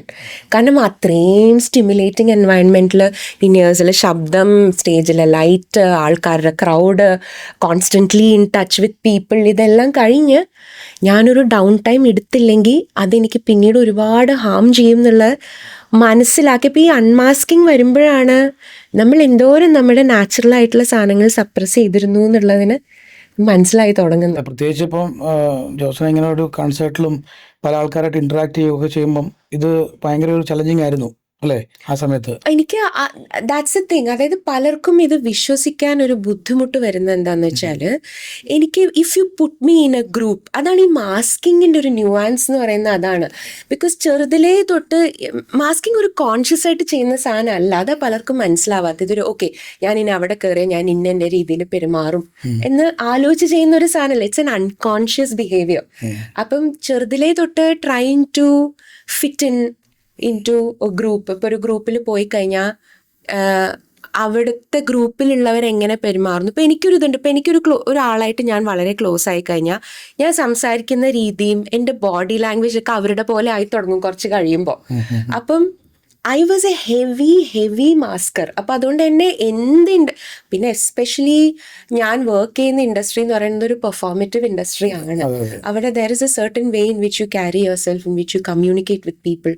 അപ്പം അതിനോട് there were a lot of boxes for me to tick. അപ്പം ഞാനിങ്ങനെ ഓരോന്നായിട്ട് ഇപ്പോൾ ഗ്രൂപ്പിൽ കൂടാൻ ഞാൻ ഓവർ സ്റ്റിമുലേറ്റഡ് ആവുന്നുള്ളത് ഉള്ളിൻ്റെ ഉള്ളിൽ എനിക്കറിയാം. പക്ഷെ എന്നാലും വെൻ ഐ എം ദേർ ഞാൻ മാനേജ് ചെയ്യും. അത് കഴിഞ്ഞിട്ടാണ്, അത് നോബഡി സീസ്. അതിന് മുമ്പുള്ള പ്രിപ്പറേഷനും അത് കഴിഞ്ഞിട്ടുള്ള എക്സോഷനും പലരും കാണുന്നില്ല. ആ ഇടയിലുള്ള നമ്മുടെ ഇപ്പൊ ക്യാമറ ഓൺ ആവുമ്പോൾ ഞാൻ സംസാരിക്കുന്നതും ആ സമയത്ത് I am in the moment, ഞാനുണ്ട്. പക്ഷെ എന്നാലും naturally if I am given a choice ഒറ്റയ്ക്കിരിക്കാൻ അല്ലെങ്കിൽ ഒരു ഗ്രൂപ്പിൽ കൂടാനായിട്ട്, എനിക്ക് അത്രയും കംഫർട്ടബിൾ ആയിട്ടുള്ളൊരു ഗ്രൂപ്പാണെങ്കിൽ ഞാൻ ഇരിക്കും. അല്ലെങ്കിൽ ഒരു പുതിയ ഫ്രണ്ട് സർക്കിളിൽ പോയി പുതിയ ആൾക്കാരുടെ കൂടെ ഇരിക്കുക എന്നൊക്കെ പറഞ്ഞാൽ എന്നെ സംബന്ധിച്ച് ഭയങ്കര ബുദ്ധിമുട്ടുള്ള കാര്യമാണ്. പക്ഷെ പലപ്പോഴും because I work in N industry like this എനിക്ക് അങ്ങനെ ചെയ്യാണ്ട് നിവൃത്തിയില്ല. അപ്പം അതുകൊണ്ടാണ് പലർക്കും ആർ യു ഷുവർ, എന്താ ജോത്സ്ന ഇങ്ങനെയൊക്കെ പറയണേ എന്നുള്ളൊരു. അതിനുശേഷമുള്ള ഇവന്റുകൾക്ക് പോകുമ്പോഴത്തേക്കും ആൾക്കാരുടെ അപ്രോച്ച് മാറിയിട്ടുണ്ടോ? പലർക്കും ഇത് അപ്രോച്ച് ആക്ച്വലി ഭയങ്കര ചിലൊരു very few people, very very very very very few people. ഞാൻ ചോദിച്ചൊരു സിമ്പതിയോടെയാണ് കാണുന്നത്, ഒരു എമ്പതിയോടെയാണ് കാണുന്നത് ചോദിച്ചത്. എനിക്ക് ഐ ഡോണ്ട് നോ. എംപത്തി പിന്നെ ജനറലി നമ്മുടെ സൊസൈറ്റിയിൽ കുറവാണല്ലോ. വളരെ ചുരുക്കം ആൾക്കാരെ എൻ്റെ അടുത്ത് എന്താണിത്, വാട്ട് ഇസ് ഇറ്റ്, എന്താണ് ഇപ്പൊ പറഞ്ഞത്, എന്താണ് കുറച്ചുകൂടെ എനിക്ക് ഇതിനെപ്പറ്റി പറഞ്ഞു മടുത്ത് കാണുമല്ലോ ഒത്തിരി പേരോട്. ഇല്ല, ഒത്തിരി പേര് ചോദിച്ചിട്ടില്ല, പേടിയായിരിക്കും. ഒന്നോ രണ്ടോ പേരെ ചോദിച്ചിട്ടുള്ളൂ. അത് ഇറ്റ് കുഡ് ബി ബിക്കോസ് ഇനിയിപ്പോ എന്നെ അൺകംഫർട്ടബിൾ ആക്കാൻ. പക്ഷെ എനിക്കൊരു ഡിസ്കംഫേർട്ട് ഇല്ല ഇതിനെപ്പറ്റി സംസാരിക്കാൻ. എന്നെ സംബന്ധിച്ച് ഇതൊരു ടാബു വരേണ്ട ഒരു എനിക്ക് ഇഷ്ടമാണ് ആളുകൾ എൻ്റെ അടുത്ത് ഞാൻ എന്തുകൊണ്ടാണ് ഇതിനെപ്പറ്റി സംസാരിച്ചത്, എന്താ ഉദ്ദേശിക്കുന്നത് എന്ന് ചോദിച്ചാൽ ആസ് എൻ ഓട്ടിസ്റ്റിക് പേഴ്സൺ എനിക്ക് ഇൻഫോ ഡംപിങ് ഭയങ്കര ഇഷ്ടമാണ്. If somebody ask me about this, എനിക്ക് ന്യൂറോ ഡൈവേർജൻസ് ഒരു വളരെ കീൻ ഇൻട്രസ്റ്റ് ഉള്ള ഒരു വിഷയമാണ്. അപ്പൊ എൻ്റെ അടുത്ത് ആരെങ്കിലും ചോദിച്ചു കഴിഞ്ഞാൽ I am more than ready to tell you what this is about. ഈ ഇന്റർവ്യൂ നമ്മുടെ ആർട്ടിക്കിളൊക്കെ വന്ന ശേഷം ജോസിന് ടീച്ചേഴ്സ് വല്ലതും കോൺടാക്ട് ചെയ്യുകയോ ചെയ്തോ? അന്നത്തെ കാലത്ത് പറഞ്ഞില്ല ഇങ്ങനെ സ്കൂളിലൊക്കെ കാര്യങ്ങൾ പറഞ്ഞില്ലേ, ആരെങ്കിലും അതിനെപ്പറ്റി സംസാരിക്കുകയോ ചെയ്തോ? പഴയ ടീച്ചേഴ്സ് ഇല്ല, ഓണസ്റ്റ്ലി സ്പീക്കിംഗ് ഇല്ല. അറിഞ്ഞിട്ടുണ്ടാവും, കാരണം ഇത് ഭയങ്കര വലിയ ന്യൂസ് ആയല്ലോ. മനസ്സിലാക്കുന്ന ഒരു ഫാമിലിയും ഹസ്ബൻഡും കുട്ടിയും നന്നായിട്ട് ഇതിനെപ്പറ്റി ഇപ്പോൾ അവരും നല്ല അറിയാമല്ലോ ഇതിനെപ്പറ്റി. So they are also very cooperative. ഭയങ്കര ഇമ്പോർട്ടന്റ് ആണ്. കാരണം ഇത് ഫാമിലിയാണ് ഏറ്റവും ഇമ്പോർട്ടന്റ്. നമ്മുടെ ഫാമിലിയിൽ ഒരാൾക്ക് എന്തെങ്കിലും ഒരു ന്യൂറോ ഡൈവേർജൻസ് ഉണ്ട്. അതുപോലെ ഈ ന്യൂറോ ഡൈവേർജൻ നമ്മൾ പറയുമ്പോൾ ഒരു സാധാരണ ജനങ്ങളൊക്കെ പറയുമ്പോൾ എങ്ങനെയായിരിക്കും അതിനെപ്പറ്റി ഒരു ചോദിച്ചാൽ എങ്ങനെ പറയും? ഏറ്റവും സിമ്പിൾ ടേംസിൽ എന്നോട് ചോദിക്കുകയാണെങ്കിൽ ഇറ്റ്സ് ജസ്റ്റ് ഒരു വയറിംഗ് ഒക്കെ മാറി, നമ്മുടെ ബ്രെയിനിന്റെ വയറിംഗ് അതൊരു സ്പെസിഫിക് വയറിംഗ് ആണ്. ഇറ്റ്സ് നോട്ട് ബ്രെയിനിലുള്ള വയറിംഗ് നമ്മുടെ കഴിഞ്ഞ് കുറച്ച് ഡിഫറെന്റ് ആയിരിക്കും ഒരു ന്യൂറോ ഡൈവേർജൻ. അതായത് നമ്മൾ ലോകം കാണുന്നതും നമ്മൾ ഇൻഫർമേഷൻ മനസ്സിലാക്കുന്നതും നമ്മൾ ഈ സെൻസറി ആയിട്ടുള്ള, അതായത് ശബ്ദം, മണം, ലൈറ്റ്, ഇങ്ങനത്തെ കാര്യങ്ങളൊക്കെ നമ്മൾ പലപ്പോഴും ഫീൽ ചെയ്യുന്നത്, പെർസീവ് ചെയ്യുന്നത് വളരെ ഡിഫറെൻ്റ് ആയിട്ടാണ്. ഇൻഫാക്റ്റ് വളരെ പല സമയത്തും ഭയങ്കര ഇൻറ്റൻസ് ആയിട്ടാണ്. അപ്പോൾ അതുകൊണ്ടാണ് ഇപ്പോൾ എനിക്കൊക്കെ ടു സെൻസിറ്റീവ് എന്നുള്ള ടാഗ് പണ്ടേ ഉണ്ട്. ഇപ്പോൾ ചെറിയൊരു സാധനം വരുമ്പോഴേക്കും ഞാൻ ആങ്ഷ്യസ് ആവാനുള്ള ടെൻഡൻസി ഉണ്ട്. എനിക്ക് ഹൈ ഫങ്ഷനിങ് ആങ്സൈറ്റി ഉണ്ട്. അപ്പം ചെറിയ കാര്യം ഇപ്പം പലപ്പോഴും ഇത്ര ചെറിയ കാര്യത്തിന് എന്തിനാ ഇത്ര ആങ്ഷ്യസ് ആവണേ, അതൊരിക്കലും എന്തുകൊണ്ടാണ് ഞാൻ ഇത്ര ആങ്ഷ്യസ് ആവണേ എന്നുള്ളത് ഒരു ന്യൂറോട്ടിപ്പിക്കൽ ആയിട്ടുള്ള ഒരാളോട് പറഞ്ഞാൽ അവർക്ക് ഒരു പക്ഷെ മനസ്സിലാക്കാൻ പറ്റില്ല. കാരണം anxiety for me is A visceral physical reaction. അതൊരു മെന്റൽ സാധനം മാത്രമല്ല, അത് നമ്മുടെ ഫിസിയോളജിക്കൽ ആയിട്ട് വരുന്ന ചേഞ്ചസ് ആണ്. അത് ബ്രെയിനിലേക്കാണ് പോകുന്നത് അല്ലേ? അപ്പോൾ അവിടെ നിന്നാണ് നമുക്ക് അതിന്റെ റെസ്പോൺസ് കിട്ടുന്നത്. അതെ. അപ്പോൾ അതുകൊണ്ട് ഡൈവേർജന്റ് ആയിട്ടുള്ള ഒരാളുടെ വയറിംഗ്, ബ്രെയിൻ വയറിംഗ് എന്ന് പറയുന്നത്, നെർവസ് സിസ്റ്റം വയറിംഗ് എന്ന് പറയുന്നത് വളരെ സ്പെസിഫിക് ആയിട്ടുള്ള രീതിയിൽ വയേർഡ് ആയിട്ടുള്ള ഒന്നാണ്. Which is exactly why we shouldn't say എല്ലാവരും ഒരു തരത്തിൽ ഓട്ടിസ്റ്റിക് ആണ്, എല്ലാവർക്കും കുറച്ച് ADHD ഉണ്ട്. ഏറ്റവും ഹാംഫുൾ ആയിട്ടുള്ള സ്റ്റേറ്റ്മെന്റ് ആണ്. ശരി, ഇറ്റ്സ് ജസ്റ്റ് ലൈക്ക് സെയിങ് എല്ലാവർക്കും കുറച്ച് ഡയബറ്റിസ് ഉണ്ട് പറയണ പോലെ ഉള്ളൂ. അത് ഓട്ടിസ്റ്റിക് മാത്രമല്ല, ആൾക്കാർ ഓട്ടിസം ബാധ എന്ന് പറഞ്ഞത്, ഓട്ടിസം ബാധിച്ച കുട്ടികളെന്ന് ചില സ്റ്റേറ്റ്മെന്റ് വരുന്നത്. അപ്പം ഞാൻ ചോദിക്കാറുണ്ട്, ഓട്ടിസം ഒരു ബാധയല്ല, ഓട്ടിസ്റ്റിക് ഫീച്ചേഴ്സ് ആണ്, അവർ ഓട്ടിസ്റ്റിക് ആണ്. പലപ്പോഴും പല ആർട്ടിക്കിളൊക്കെ ഞാൻ വായിച്ചിട്ടുണ്ട്, അല്ലെങ്കിൽ ആൾക്കാർ സംസാരിക്കുമ്പോൾ ഓട്ടിസം ബാധിച്ച കുട്ടികൾ എന്നൊക്കെ പറയുമ്പോൾ നമുക്കെന്തോ ഒരു കേൾക്കുമ്പോൾ ഒരു ഞാനൊരു വീഡിയോ എൻ്റെ പേജിൽ ഇട്ടിട്ടുണ്ടായിരുന്നു അബൌട്ട് ലൈക്ക് കുറച്ച് ഫേമസ് ആയിട്ടുള്ള ആൾക്കാർ ഇതുപോലെ ASD ഉള്ളവര്. ഇപ്പം ആന്റണി ഹോപ്കിൻസ് ഉള്ള actor, Elon Musk, Greta Thunberg, ഇവരെല്ലാവരും ദേ ഓൾ ലുക്ക് നോർമൽ. നമ്മുടെ ഒരു അണ്ടർസ്റ്റാൻഡിങ് ഓഫ് നോർമൽ അനുസരിച്ച് ദേ ലുക്ക് ഫൈൻ. പക്ഷെ ഇവർക്ക് എല്ലാവർക്കും ഈ ഒരു സാധനം ഉണ്ടെന്ന് പറഞ്ഞപ്പോൾ അത് ഭയങ്കര ഒരുപാട് പേര് ഇത് കണ്ടപ്പോഴാണ് ഞങ്ങൾക്ക് മനസ്സിലാവുന്നത് ഇതിന് പല തലങ്ങളുണ്ട് എന്നുള്ളത്. നമ്മുടെ idea of disability or difference is very limited, ഭയങ്കര ലിമിറ്റഡും ആണ്. ഭയങ്കര നമുക്കിതിനെ ചുറ്റിപ്പറ്റി ഒരുപാട് ടാബു ഉണ്ട്, സ്റ്റിഗ്മ ഉണ്ട്. പേരൻസും ടീച്ചേഴ്സിൻ്റെ ഇടയിൽ കുറേ എന്താ പറയുക, ഒരു ഹഷാണ്. അയ്യോ ആരോടും പറയണ്ട, ശരി. എന്നോട് എത്ര പേര് ചോദിച്ചു എന്തിനാ ഇതിനെപ്പറ്റി ഇപ്പം സംസാരിച്ചത്, ഓക്കെ ഇങ്ങനെ ഒരു ഡയഗ്നോസിസ് ഉണ്ട്, എന്തിനാ ഇപ്പം ഇതിനെപ്പറ്റി സംസാരിക്കുമ്പോൾ ആളുകൾ അറിയണം, അതുകൊണ്ടാണ് ഞാൻ സംസാരിച്ചത്. നമ്മുടെ ഇടയിൽ എത്ര ആൾക്കാരുണ്ട് ഇത്. നമ്പർ ഇപ്പൊ തന്നെ നമുക്ക് ആ റേഷ്യോ അറിയാലോ. പണ്ടത്തെ 100 എന്നുള്ളത് ഇപ്പൊ താന്നുകൊണ്ടിരിക്കുക. ഓരോ വർഷം തോറും ഈ ഓട്ടിസം കുട്ടികളുടെ നമ്പർ ഓഫ് സ്റ്റാറ്റിസ്റ്റിക്സ് കൂടിക്കൊണ്ടിരിക്കുകയാണ്. അത് ഞാൻ നേരത്തെ പറഞ്ഞ സ്റ്റാറ്റിസ്റ്റിക്സ് തന്നെ നമുക്ക് കിട്ടുന്നത് ഒറിജിനൽ ഡേറ്റ അല്ല. ഒത്തിരി പേരൻസ് ഫോർമലി ഡയഗ്നോസ് ചെയ്ത് കൊണ്ടുപോകുന്നില്ല. ഇത് ഗവൺമെൻറ്റിൻ്റെ ഇരിക്കുന്ന ഡേറ്റ വെച്ചിട്ടാണ് ഇവർ പറയുന്നത്. അപ്പോൾ അതൊരു ആക്ച്വൽ കണക്കേ അല്ല. ഒത്തിരി കുട്ടികൾക്ക് ബുദ്ധിമുട്ട് കാണുന്നുണ്ട്. അപ്പം അതുപോലെ പേരൻസിനാണെങ്കിലും വരുമ്പോൾ ഇവരിപ്പോൾ നമ്മുടെ അടുക്കൽ ഒരു 3 വയസ്സ് 3.5 വയസ്സിലൊക്കെ എത്തുമ്പോൾ ഇവരുടെ കൺസേൺ എന്ന് പറഞ്ഞു കഴിഞ്ഞാൽ അവനൊരു മാരേജ് ലൈഫ് ലീഡ് ചെയ്യാൻ പറ്റുമോ, ഇത് 3.5 വയസ്സ് ചോദിക്കുന്ന ചോദ്യമാണ്. അപ്പോൾ അത്രയ്ക്ക് അവർ കൺസേൺഡ് ആണ്. ഞങ്ങളെപ്പോഴും ശ്രമിക്കുന്നത് കുട്ടിയെ കഴിഞ്ഞ് കൂടുതൽ പേരൻറ്റിനെ ട്രീറ്റ് ചെയ്യാൻ നോക്കുന്നത്. കാരണം കുട്ടിക്കൊന്നും അറിയത്തില്ലല്ലോ. പേരൻറ്റിനെ മനസ്സിലാക്കി അവരിത് അക്സെപ്റ്റ് ചെയ്താൽ തന്നെ 50% പ്രോബ്ലം കഴിഞ്ഞു. പക്ഷെ നമ്മുടെ ഇവിടുത്തെ ഒരു കൾച്ചറിൽ എന്താ പ്രോബ്ലം വെച്ചാൽ അവർ അക്സെപ്റ്റ് ചെയ്താലും ഗ്രാൻഡ് പേരൻസ് അക്സെപ്റ്റ് ചെയ്യുന്നില്ല, അല്ലെങ്കിൽ അവരുടെ ഇൻലോസ് അക്സെപ്റ്റ് ചെയ്യുന്നില്ല, ഫാമിലി അക്സെപ്റ്റ് ചെയ്യുന്നില്ല. അങ്ങനത്തെ കുറേ കൺസേൺസ് വരുന്നത് ഞങ്ങൾക്ക് ആക്ച്വലി പ്രൊഫഷണലി നമ്മൾ പ്രാക്ടീസ് ചെയ്യുമ്പം മൾട്ടിപ്പിൾ ടൈം പറഞ്ഞ് നമുക്കത് ബുദ്ധിമുട്ടാവുന്നുണ്ട്. ഇത് സമയത്തിന് ഡയഗ്നോസിസ് കിട്ടാതെ സൂയിസൈഡൽ ആയിട്ടുള്ള ആൾക്കാരുണ്ട്, ഡിപ്രസീവ് ആയിട്ടുള്ള ആൾക്കാരുണ്ട്, ജീവിതകാലം മുഴുവനും ആങ്സൈറ്റി ആയിട്ട് സ്ട്രഗിൾ ചെയ്തിട്ടുള്ള ആൾക്കാരുണ്ട്. ഇതൊന്നും ഇമ്പോർട്ടൻറ്റ് ഇഷ്യൂസ് അല്ലേ ഇവിടെ? അതായത് കുട്ടികളിൽ പ്രത്യേകിച്ച് ഇത് നേരത്തെ ഐഡൻറ്റിഫൈ ചെയ്യാനുള്ള ഒരു ഗുണം എന്ന് വെച്ചാൽ ഇവർക്ക് ഈ സെൻസറി ഇഷ്യൂസിനെ മാനേജ് ചെയ്യാൻ പറ്റുന്ന കുറേ ആക്ടിവിറ്റീസ് കൊടുക്കാൻ പറ്റും. നമുക്ക് എൻവയറമെൻറ്റിനെ മോഡിഫൈ ചെയ്യാൻ പറ്റും പേരൻസിന് തന്നെ.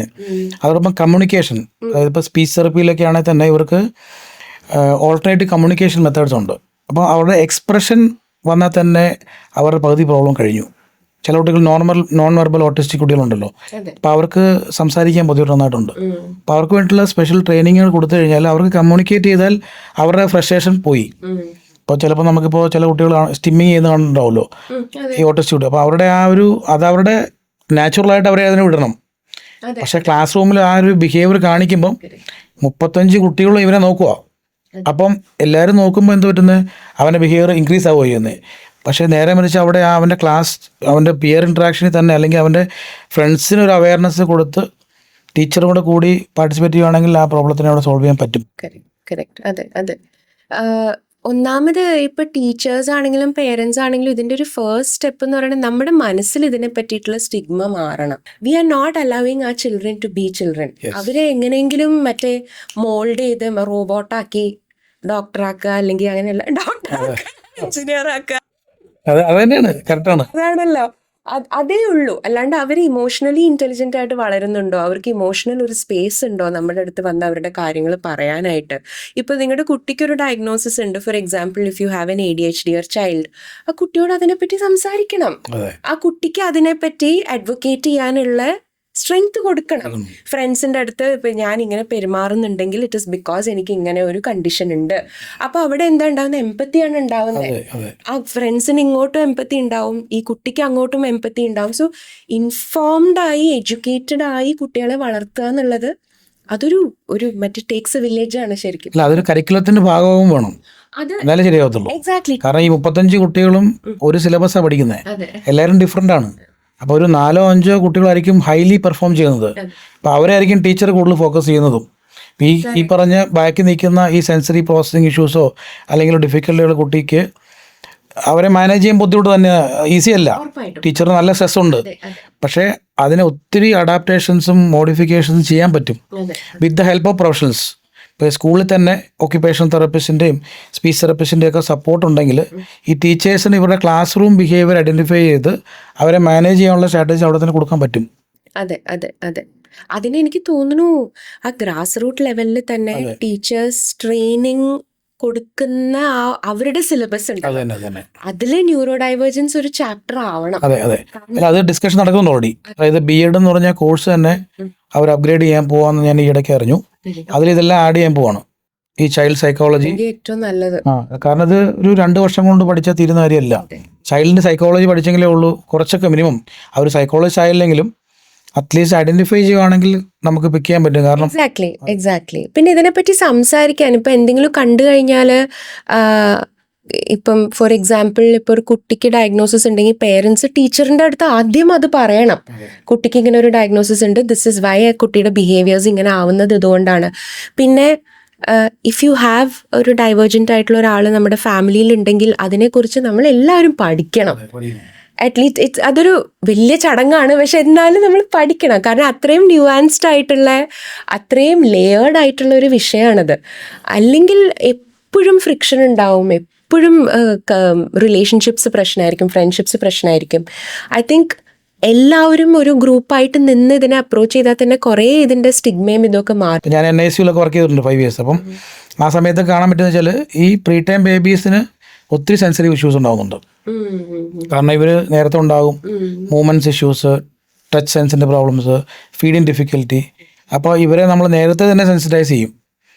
അപ്പോൾ അവർക്കത് മനസ്സിലാവുന്നുണ്ട് ആ പേരൻസിന്. അപ്പം നമുക്ക് ഇന്ത്യയിൽ എനിക്ക് തോന്നുന്നു അതൊരു നമ്പർ കൂടുന്ന ഒരു കൺസേൺ ആണെന്ന് തോന്നുന്നുണ്ട് പോപ്പുലേഷൻ. ഉറപ്പായിട്ടും ഇവിടെ അതൊരു വലിയ population is A huge challenge. ഇവിടെ ഇത്രയും ആൾക്കാരുടെ ഇടയിലേക്ക് ഇത് എത്തിക്കുക എന്നുള്ളത് അത് നമ്മുടെ ഈ പറഞ്ഞ മാതിരി എഡ്യൂക്കേഷൻ സിസ്റ്റം തൊട്ടേ ഒരു വ്യത്യാസം വരണം. എഡ്യൂക്കേഷൻ സിസ്റ്റം ജനറലി ഒരു ഫാർസാണ് ഇന്ത്യയിൽ. നമ്മൾ പഠിപ്പിക്കേണ്ട കാര്യങ്ങളല്ല ശരിക്കും പഠിപ്പിക്കുന്നത്. ബേസിക് ആയിട്ടുള്ള ഇപ്പം ഇമോഷണലി ഇൻ്റലിജൻ്റ് ആവുക, എംപത്തി പ്രാക്ടീസ് ചെയ്യുക, സിവിക് സെൻസ്, ആളുകളോട് എങ്ങനെ പെരുമാറുക, ടോയ്ലറ്റ് ക്ലീൻ ആയിട്ട് യൂസ് ചെയ്യുക, ഇതൊന്നും നമ്മൾ പഠിപ്പിക്കുന്നില്ലല്ലോ. നമ്മൾ നേരെ മാത്സിലേക്കും സയൻസിലേക്കാണ് പോവുക. അപ്പോൾ ഐ തിങ്ക് അതുകൊണ്ട് there is a lot of changes that has to come. കുട്ടികളുള്ള സെൻസറി ഇഷ്യൂസ് ഫോർ എക്സാമ്പിൾ പറയുകയാണെങ്കിൽ ചോറ് തൊട്ട് കഴിക്കുന്നത്, ചോറും തൈരൂടെ മിക്സ് ചെയ്ത് കഴിക്കുന്നത് ചില കുട്ടികൾ അവോയ്ഡ് ചെയ്യും. ചില കുട്ടികൾക്ക് തൊടുമ്പോൾ ബുദ്ധിമുട്ട്, അല്ലെങ്കിൽ അത് തന്നെ അതവരുടെ ഹാൻഡ് റൈറ്റിങ്ങിനെ എഫക്റ്റ് ചെയ്യും.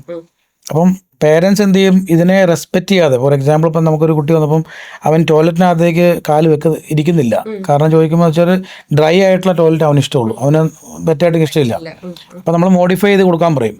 അപ്പം ഡ്രൈ ആക്കി വെക്കുക, അല്ലെങ്കിൽ ഒരു മാറ്റ് ഇടുക, അല്ലെങ്കിൽ ആ സീറ്റ് മോഡിഫൈ ചെയ്ത് കൊടുക്കുക. അപ്പോൾ ആ പ്രശ്നം അവിടെ തീർന്നു. ഒരു മദർ നമുക്ക് കൊണ്ടുവന്ന് പറഞ്ഞു കുട്ടി എന്ത് ചെയ്താൽ വാഷ്റൂമിനകത്ത് കയറത്തില്ല. അപ്പോൾ നമ്മളിങ്ങനെ ഡീറ്റെയിൽ ആയിട്ട് ഡേറ്റ കളക്ട് ചെയ്തപ്പോൾ ചോദിച്ചു പറഞ്ഞു എല്ലാ ദിവസവും അമ്മ ടോയ്ലറ്റിനകത്തേക്ക് പോകുമ്പോഴത്തേക്കും ബാത്റൂമിലെ ടാപ്പ് അങ്ങ് തുറക്കും ഭയങ്കര സൗണ്ടായിരുന്നു. അത് ഈ ബക്കറ്റിലേക്ക് വീഴുമ്പോൾ കുട്ടിക്ക് സഹിക്കാൻ പറ്റുന്നില്ല സൗണ്ട്. അപ്പോൾ നമ്മൾ പറഞ്ഞു ആ ടാപ്പ് ഒന്ന് മോഡിഫൈ ചെയ്ത് ഒരു ഫിൽറ്റർ ഇടാൻ പറഞ്ഞു. ഇട്ടപ്പോൾ പ്രശ്നം കഴിഞ്ഞു. അപ്പം നിസ്സാര കാര്യങ്ങളുള്ളൂ. അതിനൊരു പ്രൊഫഷണൽസിൻ്റെ അടുത്ത് പോയി ഒന്ന് കൺസൾട്ട് ചെയ്താൽ മതി. അല്ലാണ്ട് അവർ സ്ഥിരമായിട്ടൊരു ട്രീറ്റ്മെൻറ്റിനോ തെറപ്പിക്കോ പോകേണ്ട ആവശ്യം വരുന്നില്ല. പേരൻ്റ് തന്നെ മോഡിഫൈ ചെയ്യാൻ പറ്റും. പിന്നെ ഈ കുട്ടികൾ രാവിലെ എഴുന്നേറ്റ് ഫോഴ്സ് ചെയ്ത് അവരെ ബ്രഷ് ചെയ്യുമ്പോഴൊക്കെ അറിയാമല്ലോ, ബ്രഷ് കുത്തിക്കഴിഞ്ഞാൽ അവർക്ക് ഇഷ്ടപ്പെടത്തില്ല. അപ്പോൾ ഒരു ക്ഷമയോടുകൂടി ചെയ്യാനും ഇത്ര ടൈമിൽ ചെയ്ത് കഴിഞ്ഞാൽ കുറേ കാര്യങ്ങൾ കോമൺ സെൻസ് തന്നെ നമുക്ക് മാറ്റാൻ പറ്റും. അപ്പം അതിനൊരു ക്ഷമ കാണിച്ചു കഴിഞ്ഞാൽ മതി. അത് ക്ഷമ മെയിൻ. പിന്നെ ഐ തിങ്ക് അത് ഈ പേരൻസ് നമ്മളെല്ലാവരും we have to seek some form of therapy, അല്ലെങ്കിൽ കൗൺസിലിംഗ്, അല്ലെങ്കിൽ കോച്ചിങ്, എന്തെങ്കിലും നമ്മുടെ ലൈഫ് ടൈമിൽ എപ്പോഴെങ്കിലും ഒരിക്കൽ ഒരു സെൽഫ് റിഫ്ലക്ഷൻ ചെയ്യുന്നത് എപ്പോഴും നല്ലതാണ്. Especially if you are A parent. കാരണം നമ്മൾ ക്യാരി ചെയ്യുന്ന ഒരുപാട് ഇഷ്യൂസ് ഉണ്ട് നമ്മുടെ കഴിഞ്ഞ ജനറേഷനിൽ നിന്ന് അവരുടെ അതിന് മുന്നത്തെ ജനറേഷൻ. ഇപ്പം നമ്മുടെ മുന്നത്തെ ജനറേഷന് അതിനുള്ള പ്രിവിലേജ് ഉണ്ടായിട്ടില്ല. പക്ഷേ ഇപ്പോൾ എന്തോരം തെറപ്പിസ്റ്റുകളും കൗൺസിലേഴ്സും ഒക്കെ അവൈലബിൾ ആണ്, ഓൺലൈൻ വരെ അവൈലബിൾ ആണ്. പ്രശ്നം ചിലർക്ക് സൈക്കോളജിസ്റ്റിനെ പോയി കാണുമ്പം അല്ലെങ്കിൽ ഒരു സൈക്കാട്രിസ്റ്റിനെ കാണാനായിട്ട് പോയിരിക്കുമ്പോൾ ആ വെയിറ്റിംഗ് ഏരിയ ഇരിക്കുന്ന എല്ലാം പ്രോബ്ലം ഉള്ള ആൾക്കാരാണല്ലോ. അപ്പോൾ അതിനിപ്പോൾ ഓൺലൈനായിട്ട് കൺസൾട്ട് ചെയ്യാൻ ഓപ്ഷൻ ഉണ്ട്. അതെ. അപ്പോൾ it's very important, especially if you are A parent. അല്ലെങ്കിലും നമ്മൾ നമ്മുടെ ഇഷ്യൂസ് വർക്ക് ചെയ്യുക എന്നുള്ളത്. കാരണം അല്ലെങ്കിൽ നമുക്കൊരു കുട്ടി ഉണ്ടായിക്കഴിഞ്ഞാൽ നമ്മുടെ പ്രശ്നങ്ങളെല്ലാം ആ കുട്ടിയുടെ മേത്ത് പ്രൊജക്റ്റ് ചെയ്യും. That child will carry that to their children will carry to their children. ഈ ജനറേഷണൽ കേഴ്സ് ഒരിക്കലും മാറൂല. അതുകൊണ്ട് it is so important to get help, especially if you are a parent. കാരണം നമ്മുടെ കുട്ടികൾ നമ്മൾ സോൾവ് ചെയ്യാത്ത പ്രോബ്ലംസിന് ആൻസർ ചെയ്യേണ്ട ആവശ്യമില്ല. അപ്പോൾ അതുകൊണ്ട് അത് 100% ഞാൻ ഭയങ്കരമായിട്ട് റെക്കമെൻഡ് ചെയ്യുന്ന കാര്യമാണ്. If anybody has A problem. എൻ്റെ അടുത്ത് പലരും, ഞാൻ കോച്ചിങ് ചെയ്യുന്നതാണ്, എൻ്റെ അടുത്ത് പലരും വന്നിങ്ങനെ എനിക്കിങ്ങനെ പ്രശ്നമുണ്ട്, അപ്പം ഞാൻ പറയും you come to me, I can help you. പക്ഷേ പലരും വരില്ല. നോബഡി ഈസ് അതിന് മെനക്കെടാൻ ആർക്കും വയ്യ. അതാണ് ടാബ്ലറ്റ് രൂപത്തിലാണെങ്കിൽ അവർ ചിലപ്പോൾ അതെ, എക്സാക്ട്ലി. എല്ലാവർക്കും ക്വിക്ക് ഫിക്സ്. അതാണ് വേണ്ടത്. എത്രയും പെട്ടെന്ന് എനിക്ക് എങ്ങനെ പരിഹാരം കാണാം എന്നാണ്. അതുപോലെ തന്നെ നമ്മൾ ഇൻസിസ്റ്റ് ചെയ്യുന്ന വേറൊരു കാര്യം, ഈ തെറപ്പിക്ക് വരുമ്പോഴാണെങ്കിലും പേരന്റ് നിർബന്ധമായിട്ട് നമ്മൾ കൂടെ ഇരുത്തും. അപ്പോൾ അവർക്ക് മനസ്സിലാക്കി ചെയ്യാൻ പറ്റും വീട്ടിൽ. അല്ലെങ്കിൽ പേരന്റും ചൈൽഡും തമ്മിൽ കണക്ഷൻ ഇല്ലാതെ പോയി കഴിഞ്ഞാൽ ഇപ്പോൾ ഒരു തെറപ്പിസ്റ്റ് തെറപ്പി കൊടുക്കുന്നു, കുറേ കാര്യങ്ങൾ പഠിപ്പിക്കും കുട്ടീനെ. പക്ഷെ അത് ജനറലൈസ് ചെയ്യണമെന്നെങ്കിൽ ഈ മദറോട് കൂടി പാർട്ടിസിപ്പേറ്റ് ചെയ്തെങ്കിലേ ഉള്ളൂ ചെയ്യിക്കാൻ പറ്റത്തുള്ളൂ. അതെ, ഓഫ് കോഴ്സ് പേരൻസ് ഈ പറഞ്ഞ ഞാനും എൻ്റെ ഒരു പേജ് ഉണ്ട് ലൈഫ് വിത്ത് ജോ എന്നുള്ളത്. അപ്പോൾ എന്താ വെച്ചാൽ പല പേരൻസും ഉണ്ട്. അതായത് അവർ എൻ്റെ അടുത്ത് ഇങ്ങനെ എൻ്റെ മോനിങ്ങനെ ADHD ടെൻഡൻസീസ് കാണിക്കുന്നുണ്ട്, ഓൺ ദ സ്പെക്ട്രം ആണോ എന്ന് എനിക്ക് ഡൗട്ട് ഉണ്ട്. പക്ഷെ മോൻ ഭയങ്കര ഇൻ്റലിജൻ്റ് ആണ്, എക്സാംസിലൊക്കെ നല്ല സ്കോർ ചെയ്യുന്നുണ്ട്, പക്ഷേ ഇമോഷണലി ഭയങ്കര ഡിസ്റെഗുലേറ്റഡ് ആണ്, എനിക്ക് ഹാൻഡിൽ ചെയ്യാൻ പറ്റുന്നില്ല. അപ്പം ഞാൻ യു സീക്ക് ഹെൽപ്പ്. മോൻ അങ്ങനെ ഉണ്ടെങ്കിൽ ഗെറ്റ് എ ഡയഗ്നോസിസ്. ഒരു ഒഫീഷ്യൽ ഡയഗ്നോസിസ് ഉണ്ടെങ്കിൽ നമുക്ക് കുറച്ചുകൂടെ ക്ലാരിറ്റി ഉണ്ടാവും, നമുക്കതിനെപ്പറ്റി പഠിക്കാൻ പറ്റും. പക്ഷേ പലപ്പോഴും പറയാം ഗ്രാൻഡ് പേരൻസ് സമ്മതിക്കുന്നില്ല, അയ്യോ അവന് കുഴപ്പമൊന്നുമില്ല എന്നുള്ളൊരു, കുഴപ്പം ഇല്ല എന്നുള്ളൊരു സാധനം. ഇപ്പം ഞാൻ പറഞ്ഞു, if you don't seek help now, ആ കുട്ടി അഡൾട്ടായി കഴിയുമ്പോൾ ഈ പ്രശ്നങ്ങൾ മുഴുവനും ആ കുട്ടി തന്നെ ഹാൻഡിൽ ചെയ്യേണ്ട വരും. സോ ബിഫോർ ഇല്ല, അവൻ ചോദിക്കുകയും ചിലപ്പം കുറെ വർഷം കഴിയുമ്പോൾ എന്തുകൊണ്ട് എന്നെ നേരത്തെ കണ്ടുപിടിച്ചില്ല. കറക്റ്റ് അതാണ്. എൻ്റെ ഡോക്ടറിനെ എൻ്റെ അടുത്ത് പറഞ്ഞിട്ടുണ്ട്, ഡോക്ടറുടെ അടുത്ത് പലപ്പോഴും വരുന്ന പേഷ്യൻസ് എല്ലാവരും ഭയങ്കര സക്സസ്ഫുൾ ആയിട്ടുള്ള ആൾക്കാരാണ്, പലരും CEOs ആണ്, MDs അങ്ങനെയുള്ളവരൊക്കെ. പക്ഷേ ഒരു 4-5 തവണ ഓൾറെഡി സൂയിസൈഡ് അറ്റംപ്റ്റ് കഴിഞ്ഞവരായിരിക്കും, അല്ലെങ്കിൽ ഹൈലി ഡിപ്രസ്ഡ് ആയിരിക്കും, അല്ലെങ്കിൽ എന്തെങ്കിലും അഡിക്ഷൻ, ആൽക്കഹോൾ അഡിക്ഷനോ ഡ്രഗ് അഡിക്ഷനോ അങ്ങനെ എന്തെങ്കിലും സ്ട്രഗിൾ ചെയ്യണവരായിരിക്കും. മെഡിക്കേഷനൊന്നും ചെയ്തിട്ട് ശരിയാവുന്നില്ല. പിന്നെ ഒരു 95% ആളുകളും അസസ്മെൻ്റ് എടുത്തു കഴിയുമ്പോൾ ഒന്നിലെ they'll have some form of divergence, ADHD അല്ലെങ്കിൽ ADHD, autism അങ്ങനെ. അപ്പം അവരെല്ലാവരും പറയുന്നത്, എനിക്ക് കുറച്ച് നേരത്തെ അറിഞ്ഞിരുന്നെങ്കിൽ I could have saved so much time, എനിക്ക് കുറച്ചുകൂടെ ക്വാളിറ്റിയിൽ ജീവിക്കായിരുന്നു, എന്നോട് തന്നെ കുറച്ച് സ്നേഹത്തോടെ എനിക്ക് ജീവിക്കായിരുന്നു, യുനോ. സോ അങ്ങനെ. പിന്നെ വേറൊരു കാര്യം, ഇപ്പം ഈ ഒരു since we are talking about this, എനിക്ക് പലപ്പോഴും വന്നിട്ടുള്ള ക്വസ്റ്റ്യൻ ആണ്, ജ്യോത്സ്നയ്ക്ക് ചെറുപ്പത്തിൽ സ്പീച്ച് ഡിഫക്റ്റ് ഉണ്ടായിട്ടുണ്ടോ? അപ്പം ഓട്ടിസം ഉണ്ടെങ്കിൽ സംസാരിക്കാൻ ബുദ്ധിമുട്ടാണ് എന്നുള്ളൊരു, അതൊരു ഡയറക്ട്ലി പ്രൊപ്പോർഷനേറ്റ് ആയിട്ടുള്ള ഒരു കാര്യമാണ് പലരും വിചാരിക്കുന്നവരുണ്ട്. But that's not the case. Hyper verbal ആയിട്ടുള്ള, ഇപ്പം ഞാനൊക്കെ 1 വയസ്സാവുന്നതിന് മുമ്പ് തന്നെ സംസാരിക്കാൻ തുടങ്ങിയിട്ടുണ്ട്. അപ്പോൾ പലരും ചോദിക്കണം, എങ്ങനെ ഇത്ര നന്നായിട്ട് സംസാരിക്കാൻ പറ്റുന്നത്? അപ്പോൾ ഞാൻ പറയും, ഇപ്പം ഞാൻ പറയുന്നത് വിശ്വസിക്കാൻ ബുദ്ധിമുട്ടാണെങ്കിൽ ഞാൻ വേണമെങ്കിൽ കുറച്ച് ഇപ്പം ലേറ്റ് ഡയഗ്നോസ് ഓട്ടിസ്റ്റിക്സ് ആയിട്ടുള്ള ആൾക്കാരുടെ വേണമെങ്കിൽ കുറച്ച് ടോക്സ് ഒക്കെ അയച്ചു തരാം. You see how they are talking. അവർക്ക് ഒരു പ്രശ്നവുമില്ല, അവർക്ക് കാര്യങ്ങൾ സംസാരിക്കാൻ, ആർട്ടിക്കുലേറ്റ് ചെയ്യാൻ എല്ലാവർക്കും അതുപോലെ ബുദ്ധിമുട്ടുണ്ടായിക്കൊള്ളണം എന്നില്ല. അപ്പം ചില പേരൻസ് അങ്ങനെയുണ്ട്, ലൈക്ക് കുട്ടിക്ക് സ്പീച്ച് ഡിഫക്റ്റ് ഒന്നുമില്ല, ആ പ്രായത്തിലുള്ള ലൈക്ക് ഇൻ്റലിജൻസ് ഉണ്ട്, ഇപ്പം മാത്സ് ചെയ്യാൻ പറ്റുന്നുണ്ട്, സയൻസ് കോൺസെപ്റ്റ്സ് മനസ്സിലാക്കുന്നുണ്ട്, പക്ഷേ സംതിങ് ഇസ് റോങ് സംവെയർ. അപ്പോൾ ദിൽ ബി ലൈക്ക്, ചിലപ്പോൾ നമുക്ക് ശരിയാക്കാൻ പറ്റുമായിരിക്കും എന്ന് പറഞ്ഞിട്ടിരിക്കും. പക്ഷേ എന്ന് വെച്ചാൽ ഇറ്റ് കുഡ് ബി ഈ പറഞ്ഞ പോലെ ട്വൈസ് എക്സെപ്ഷനാലിറ്റി ആയിരിക്കാം, 2E ചൈൽഡ് ആയിരിക്കാം, ഭയങ്കര ഹൈലി ഇൻ്റലിജൻറ്റ് ആയിരിക്കാം, പക്ഷെ ഡൈവേർജൻസ് കാരണം ഉണ്ടാവുന്ന പല വേറെ പ്രശ്നങ്ങളും ഉണ്ടാവാം. അപ്പോൾ ഇതൊക്കെ നോട്ടീസ് ചെയ്യാന്നുള്ളതാണ് മെയിനായിട്ട്. പലപ്പോഴും സംഭവിക്കുന്ന അതാണല്ലോ. പേരൻസിന് അത് ഓർമ്മിച്ചെടുക്കാൻ പോലും പറ്റുന്നില്ല. എപ്പോഴാണ് കമന്ന് വീണത്, എപ്പോഴാണ് ക്രോൾ ചെയ്യാൻ തുടങ്ങിയെന്ന് ചോദിക്കുമ്പോഴത്തേക്ക് അവർക്ക് ആ ഒരു മന്ത് കിട്ടുന്നില്ല. പേരൻസോട് കൂടി ഇൻവോൾവ് ആയെങ്കിൽ മാത്രമേ ഇതിനകത്ത് അറിയാൻ പറ്റത്തുള്ളൂ. അതുപോലെ ഇപ്പോൾ ഈ ഓട്ടിസത്തിൽ നമ്മൾ പറഞ്ഞു വരുമ്പം ചില 7 സ്കിൽസ് കേട്ടിട്ടുണ്ടോ? ഓട്ടിസത്തിൽ 7 സ്കിൽ, അതായത് അവർക്ക് ഒത്തിരി അടിപൊളിയായിട്ട് ചെയ്യാൻ പറ്റുന്ന കഴിവ്, അവർക്ക് പല കാര്യങ്ങളെ പറ്റി പല കാര്യങ്ങൾ അവർക്ക് പ്രെഡിക്റ്റ് ചെയ്യാൻ പറ്റുന്ന കുട്ടികൾ, അങ്ങനത്തെ കുട്ടികളെ ഞാൻ കണ്ടിട്ടുണ്ട്. അങ്ങനെ അതുപോലെ ഓട്ടിസത്തിൽ തന്നെ ചില കുട്ടികൾക്ക് സീഷർ ഡിസോർഡർ, ഫിറ്റ്സ് വരുന്ന കുട്ടികളുണ്ട്. അതുപോലെ അവർക്ക് ബുദ്ധിക്ക് പ്രശ്നമുള്ള കുട്ടികളും ഉണ്ട്, സിവിയർ ആയിട്ടുള്ള കേസ്. അപ്പോൾ അവരൊക്കെ നമുക്ക് ആക്ച്വലി ഒരു ചിലപ്പോൾ റെഗുലർ സ്കൂളിൽ ഇൻ്റഗ്രേറ്റ് ചെയ്യാൻ ബുദ്ധിമുട്ടായിരിക്കും. അപ്പോൾ അവരെ സ്പെഷ്യൽ സ്കൂളിൽ തന്നെ വിടേണ്ടി വരും ഒരു പർട്ടിക്കുലർ ഏജ് കഴിഞ്ഞ ശേഷം. കാരണം അപ്പോൾ നമ്മളിപ്പോൾ ഒരു നോർമലി ഒരു ഇൻ്റർവ്യൂ ചെയ്യുമ്പം ഓട്ടിസത്തിനെ പറ്റി പറഞ്ഞുകൊണ്ടിരിക്കുമ്പം ഹൈ ഫങ്ഷൻ ഓട്ടിസം മാത്രം പോലല്ലോ, അതായത് ഇങ്ങനെയുള്ള സിവിയർ ആയിട്ടുള്ള കേസസും ഉണ്ട്. അപ്പോൾ അവരെ നമുക്ക് എന്താ പറയുക, നിയർ നോർമൽ ആക്കാൻ പറ്റത്തില്ല. ഇല്ല ആബ്സല്യൂട്ട്ലി. കാരണം ചില പേരൻസിന് അങ്ങനെ എക്സ്പെക്ടേഷൻ കാണുന്നുണ്ട്. ഞാനൊരു കുട്ടിയെ കണ്ടു, ആ കുട്ടി പടം വരയ്ക്കുന്നുണ്ട്, അവൻ അത് ചെയ്യുന്നുണ്ട്, അപ്പോൾ ഇവൻ്റെ കഴിവ് കണ്ടുപിടിക്കാൻ പറ്റുമോ എന്നൊക്കെ ചോദിച്ചു വരാറുണ്ട്. അപ്പം നമുക്ക് ചില കേസിൽ അത് ബുദ്ധിമുട്ടാണ്. അപ്പോൾ നമ്മളത് തുറന്നവരോട് പറയും, അല്ലെങ്കിൽ അത് പേരൻസിന് എക്സ്പെക്ടേഷൻ കൊടുക്കാൻ പാടില്ല ഒരിക്കലും. ഈ സ്കൂളും അതുപോലെ ഡോക്ടേഴ്സ്, ഈവൻ നമ്മുടെ പീഡിയാട്രിഷ്യൻസ്, അവരാണല്ലോ ഒരു പ്രൈമറി കോണ്ടാക്ട് ഇപ്പോഴും വരുന്നത്. അപ്പം അവർക്ക് സമയക്കുറവാണെങ്കിലും ഇതിനെപ്പറ്റി ഒരു ചെറിയൊരു സെൻസിറ്റൈസേഷൻ അവർ പറയുമ്പോഴാണ് കൂടുതലായിട്ട് ഒരു കേൾക്കുന്നത്.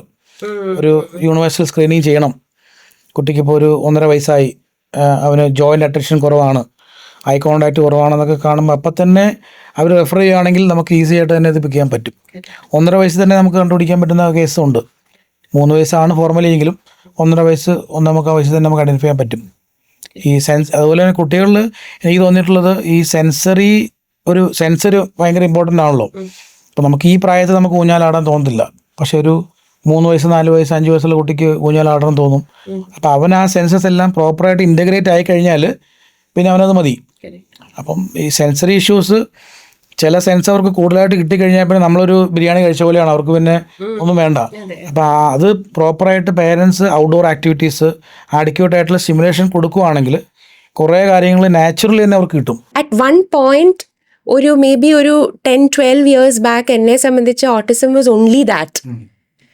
അതായത് വിസിബിളി ഒരു ബുദ്ധിമുട്ടുള്ള ആളാണെന്നുള്ള. അപ്പം ഇവിടെ അപ്പം ഞാൻ പലപ്പോഴും ഇത് പഠിക്കുമ്പോഴും എൻ്റെ ഈ കോഴ്സ് ചെയ്യുമ്പോഴും ഒക്കെ what really comes out at me is പലപ്പോഴും ഈ നമുക്ക് കുറേയൊക്കെ നമുക്ക് കമ്മ്യൂണിക്കേറ്റ് ചെയ്തും ഇപ്പോൾ സ്കൂളിലാണെങ്കിലും പെർഫോം ചെയ്തും ഒക്കെ because we are able to push through. ഇപ്പോൾ ഒരു ജോലി കിട്ടാൻ പറ്റും, ചിലപ്പോൾ കല്യാണം കഴിഞ്ഞ് സെറ്റിലായിട്ടൊക്കെ ജീവിക്കാൻ പറ്റുമെങ്കിലും പലപ്പോഴും ഈ ഇൻവിസിബിൾ ആയിട്ടുള്ള ബുദ്ധിമുട്ടുകളെ ഡിസ്മിസ് ചെയ്യുന്ന ഒരു tendency even once I started this page എൻ്റെ അടുത്ത് പലരും വന്ന് പറഞ്ഞിട്ടുണ്ട്. ഞാൻ ഡയഗ്നോസിസ് ചോദിച്ചപ്പോൾ ഡിനൈ ചെയ്തു എൻ്റെ അടുത്ത് എന്ന് പറഞ്ഞിട്ട്, on the pretext of you are fine, നിങ്ങൾക്ക് എന്താ ഒരു ഡയഗ്നോസിസ് ഒരു അസസ്മെന്റ് ചെയ്യാനുള്ളൊരു സ്പേസ് പോലും കൊടുത്തില്ല. ആൻഡ് ഇത് കൂടുതൽ വരുന്നത് സ്ത്രീകൾക്കാണ്. ആൻഡ് ഐ തിങ്ക് സ്ത്രീകൾ ഓട്ടിസം ADHD ഇത് രണ്ടും ഭയങ്കര അണ്ടർ ഡയഗ്നോസ്ഡ് ആണ്. അണ്ടർ ഡയഗ്നോസ് മാത്രമല്ല പലപ്പോഴും പലർക്കും മിസ്ഡയഗ്നോസിസും വരാറുണ്ട്. എനിക്കൊരു എക്സ്പീരിയൻസ് ഉണ്ടായിട്ടുള്ളത്, നമുക്കൊരു പേരന്റ് വന്നായിരുന്നു, കുട്ടിക്ക് ഡിഫിക്കൽറ്റി ഉണ്ട്, അതൊരു മുസ്ലിം മദറാണ്. അപ്പോൾ അവർ പറയാണ് അവർക്ക് ചെറുപ്പത്തിലെ തൊട്ട് ഈ പർദ്ദയും ഈ ഫുൾ കവറായിട്ടുള്ള ഇട്ടിട്ട് അവർക്ക് ഭയങ്കര ബുദ്ധിമുട്ടായിരുന്നു. ആ ഒരു ടെക്സ്ചർ മാനേജ് ചെയ്യാൻ ഭയങ്കര ബുദ്ധിമുട്ടായിരുന്നു. അപ്പോൾ അവർ ഒത്തിരി ചലഞ്ചസ് ഫേസ് ചെയ്തു. അപ്പോൾ അവരിങ്ങനെ പറഞ്ഞു ഇതുപോലെ ചൈൽഡ്ഹുഡിൽ എനിക്കിങ്ങനെ കൺസേൺസ് പുള്ളിക്കാരിക്ക് ഉണ്ടായിരുന്നു. പക്ഷെ അതിനിങ്ങനെ സപ്രസ് ചെയ്ത് വന്നു. ഇപ്പം എൻ്റെ കുട്ടിക്ക് ഉണ്ടെന്നപ്പം എനിക്ക് നേരത്തെ കണ്ടുപിടിക്കാൻ പറ്റി, കുറച്ച് ട്രെയിനിങ് കൊടുക്കാൻ പറ്റി. അതുകൊണ്ട് എനിക്ക് റിലേറ്റ് ചെയ്യാൻ പറ്റുന്നുണ്ട് എന്നാണ് പുള്ളിക്കാരി പറഞ്ഞത്. അറ്റ്ലീസ്റ്റ് ആ ഒരു സഫറിങ് കുറച്ച് പോയതുകൊണ്ട് പുള്ളിക്കാരിക്ക് അത് മനസ്സിലാക്കാൻ പറ്റി. ഏറ്റവും കൂടുതൽ എനിക്ക് വരുന്ന കൺസേൺ ഇതാണ്. ഞാൻ ഡോക്ടറെ അടുത്ത് പോയി, പക്ഷെ ഡിസ്മിസ് ചെയ്തു. ഞാൻ എന്താ ചെയ്യേണ്ടത്? എനിക്ക് അസസ്മെന്റ് എടുക്കാൻ പോലും ഡോക്ടർ സമ്മതിക്കുന്നില്ല. അപ്പോൾ ഈ ന്യൂറോ എഫേമിംഗ് ഡോക്ടേഴ്സ് ഐ തിങ്ക് ഇന്ത്യയിൽ കുറച്ചും കൂടെ വരണം. അതെ, ഇപ്പം അതിനെപ്പറ്റി ഡിസ്കഷൻ തുടങ്ങിയിട്ടുണ്ട്, നന്നായിട്ട് ഒരു അവയർനെസ് ആയി തുടങ്ങിയിട്ടുണ്ട്. പക്ഷേ ഈ ജോസിനെ പറഞ്ഞ പോലെ ഈ സെൻസറി ഏരിയാസ് DSM-5 മെൻഷൻ ചെയ്തെങ്കിലും എന്തുകൊണ്ടാണ് ഈ സൈക്കോളജിസ്റ്റിനും സൈക്കാട്രിസ്റ്റിനും അതിനെപ്പറ്റി കൂടുതലായിട്ട് പോകാത്തതിൻ്റെ കാരണം ആ സെൻസറി ഇഷ്യൂസിനെ പറ്റി കൂടുതൽ പഠിക്കണം. അതിൽ കുറേ കൂടെ വന്നെങ്കിലേ ഉള്ളൂ അവരുടെ കരിക്കുലത്തിലും സിലബസിലും കൂടുതൽ സെൻസറി പ്രോസസ്സിംഗ് ഇഷ്യൂനെ പറ്റി വന്നെങ്കിലേ ഉള്ളൂ അവർക്ക് ഡയഗ്നോസ് ചെയ്യാൻ പറ്റത്തുള്ളൂ. അപ്പോൾ അതിന് സെൻസറി പ്രൊഫൈൽ എന്ന് പറഞ്ഞ ഒരു ടെസ്റ്റ് ഉണ്ട്. അപ്പോൾ അത് ഓക്യുപ്പേഷൻ തെറാപ്പിസ്റ്റ് ആണ് ചെയ്യുന്നത്. അതൊരു സ്റ്റാൻഡർഡൈസ്ഡ് അസസ്മെൻറ്റ് ടൂളാണ് നമ്മൾ ഉപയോഗിക്കുന്നത്. അപ്പോൾ അത് നമുക്കൊരു 3 years മുതൽ നമുക്ക് ചെയ്യാവുന്നതാണ്. 3 to 14 years. അത് 3 ടൈപ്പ് ഉണ്ട്. ഒന്ന് നമുക്ക് യങ് ബേബീസ് ചെയ്യാൻ പറ്റും, പിന്നെ 3.11 തൊട്ട് ചെയ്യാൻ പറ്റും. അത് ചെയ്ത് കഴിഞ്ഞാൽ അത് പേരൻറ്റിനും ചെയ്യാം, ടീച്ചറിനും ചെയ്യാം. അത് വളരെ ഈസിയാണ്. അതിനകത്ത് ടെക്നിക്കൽ ജാർഗൻസ് ഒന്നും തന്നെ ഇല്ല. അപ്പോൾ അതിൽ ഫങ്ഷനിൽ എവിടെയാണ് അഫക്റ്റ് ചെയ്യുന്നത്, ഏത് സെൻസാണ് നമുക്ക് അഫക്റ്റ് ചെയ്യുന്നുള്ളത് കൃത്യമായിട്ട് സ്കോറിങ് കിട്ടും. അപ്പോൾ ആ സ്കോറിങ് കിട്ടിക്കഴിഞ്ഞാൽ അത് ബേസ് ചെയ്തിട്ട് ഒരു സെൻസറി ഡയറ്റ് എന്ന് പറഞ്ഞാൽ ഫുഡല്ല, സെൻസറി ഓവർലോഡുള്ള അല്ലെങ്കിൽ സെൻസറിയിൽ എവിടെ ഡിഫിക്കൽറ്റി ഉള്ളതെന്നുള്ളത് അതിൽ തന്നെ കൊടുത്തിട്ടുണ്ട്. അത് ചെയ്യാവുന്ന കാര്യമേ ഉള്ളൂ. അപ്പോൾ അതേക്ക് ഒന്ന് DSM-5 കഴിഞ്ഞ് അടുത്ത് വരുമ്പോഴത്തേക്കും കുറെ കൂടെ വരാനായിട്ട് ചാൻസസ് ഉണ്ടത്. അതും ഉണ്ട്. പിന്നെ ഐ പേഴ്സണലി ഫീൽ നമ്മുടെ ഒരു സോഷ്യൽ ആൻഡ് കൾച്ചറൽ അവസ്ഥയും കൂടി ഡോക്ടേഴ്സ് കണക്കിലെടുക്കണം. I feel 40s, late 30s, 40s സ്ത്രീകൾക്ക് and even older than that ആയിട്ടുള്ള സ്ത്രീകൾക്കും കൾച്ചറലി ഉണ്ടായിട്ടുള്ള ലിമിറ്റേഷൻസ് എന്താണെന്നും കൂടി കൺസിഡർ ചെയ്യുന്നത് നല്ലതായിരിക്കും. Because that is wear this masking comes in. ഈ മാസ്കിങ്ങിൻ്റെ ഇത് എത്ര ലെയേർഡ് ആണ്, ഇത് എത്ര ന്യൂആൻസ്ഡ് ആണ്, എത്ര ഡീപ്പ് സെറ്റ് ആണെന്നുള്ളത് ഇത് ഈ മാസ്ക് ചെയ്ത് ഒരു പ്രായം കഴിയുമ്പോൾ ഇത് നമ്മുടെ ഓട്ടോമാറ്റിക് ബിഹേവിയറായി മാറുമല്ലോ. കറക്റ്റ്, അതൊരു അഡാപ്റ്റ് ചെയ്ത് പോകും. അപ്പോൾ അതും കൂടി കൺസിഡർ ചെയ്യേണ്ടതായിട്ട് ഉണ്ട്. ഐ ഫീൽ ഹിസ്റ്ററി എടുക്കുമ്പോൾ തന്നെ അറിയാൻ പറ്റും. ഒരു നല്ല ട്രെയിൻഡ് ആയിട്ടുള്ള ക്വാളിഫൈഡ് ആയിട്ടുള്ള ഒരു പ്രൊഫഷന് നമ്മുടെ ചൈൽഡ്ഹുഡ് ഹിസ്റ്ററി എടുക്കുമ്പോൾ തന്നെ നമുക്ക് മനസ്സിലാവും. ഇപ്പം എനിക്കൊക്കെ പറ്റിയത് ഐ വാസ് വെരി ഫോർച്ചുനേറ്റ്. എനിക്ക് ഭയങ്കര ഇതിനെപ്പറ്റി വെൽ ഇൻഫോംഡ് ആയിട്ടുള്ള ഭയങ്കര മിടുക്കി ആയിട്ടുള്ള ഒരു ഡോക്ടറെ എനിക്ക് കിട്ടി. അല്ലെങ്കിൽ probably I would have never known this. സ്പോർട്സിൽ നമുക്ക് അഡോസ് ടെസ്റ്റ് ഉണ്ട്, അഡോസ് കേട്ടിട്ടുണ്ടാവില്ല, നമ്മളിവിടെ ചെയ്യുന്നുണ്ട്. അപ്പോൾ അഡോസിൽ കുട്ടിയുടെ സ്ട്രെങ്തോടെ കൂടെ കിട്ടുന്നത്. മറ്റേ നമുക്ക് ഇവിടെ ഉള്ളത് കാർസ് അല്ലെങ്കിൽ ഇന്ത്യൻ സ്കെയിൽ ഓട്ടിസം അങ്ങനെ കുറേ സ്ക്രീൻ ടെസ്റ്റ് അവൈലബിൾ ആണ്. പക്ഷെ അതൊക്കെ സിവിയറിറ്റി ചെക്ക് ചെയ്യുന്നുള്ളൂ, സിവിയറിറ്റി എന്ത് മാത്രം ഉണ്ടെന്ന് മാത്രം. പക്ഷെ അഡോസ് ചെയ്ത് കഴിഞ്ഞാൽ കുട്ടിയുടെ പോസിറ്റീവ്സ് അവൻ്റെ സ്ട്രെങ്തോട് കൂടി നമുക്ക് ഐഡൻറ്റിഫൈ ചെയ്യാൻ പറ്റും. കാരണം UK US അയർലൻഡിലൊക്കെ അഡോസ് നിർബന്ധമാണ്. ആ ടെസ്റ്റ് ചെയ്തെങ്കിലേ ഉള്ളൂ അവർക്കവിടെ ഇൻഷുറൻസ് കിട്ടത്തുള്ളൂ, മറ്റു ടെസ്റ്റുകൾ അംഗീകരിക്കത്തില്ല. അപ്പം നമ്മുടെ ഈ ഇൻ്റർവ്യൂവിന് വന്നപ്പോൾ തൊട്ട് ഞങ്ങൾ ആഗ്രഹിച്ചൊരു കാര്യമാണ് ഒരു 2 വരി പാട്ട്. കാരണം ഒരു സിംഗർ വന്നിട്ടൊരു പാട്ട് പാടാൻ പോയി കഴിഞ്ഞാൽ ശരിയാകത്തില്ല. അപ്പോൾ ഒരു പാട്ട് ഞങ്ങൾക്ക് വേണ്ടിയിട്ടൊന്ന് പാടണം. പാടാം.